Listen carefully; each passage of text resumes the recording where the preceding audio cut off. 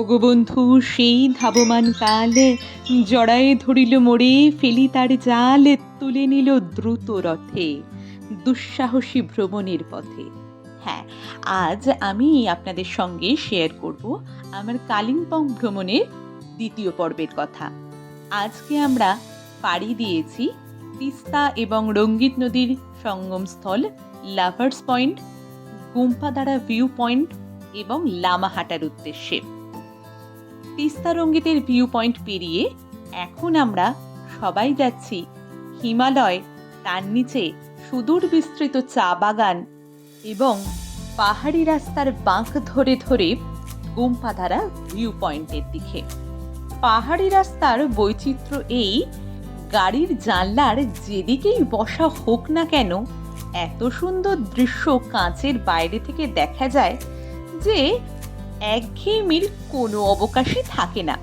তো এসে পৌঁছালাম গুম্পাদারা ভিউ পয়েন্টে।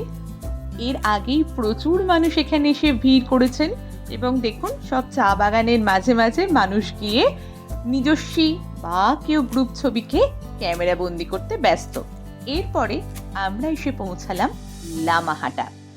লামাহাটা ভীষণ পরিচিত একটা নাম। দার্জিলিং বেড়াতে এসে লামাহাটায় আসেনি এমন মানুষের সংখ্যা হয়তো বিরল।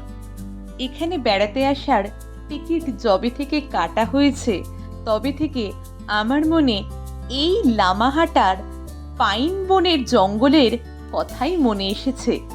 আজ যখন সত্যি সত্যি চোখে দেখার সৌভাগ্য হলো তখন মনে হলো সত্যি আমার জীবন যেন এখানেই সার্থক।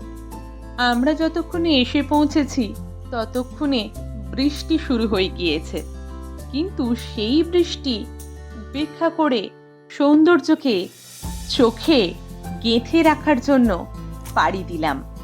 সত্যি মেঘ, পাইন বন, হিমালয় এ এক রূপকথাই বটে।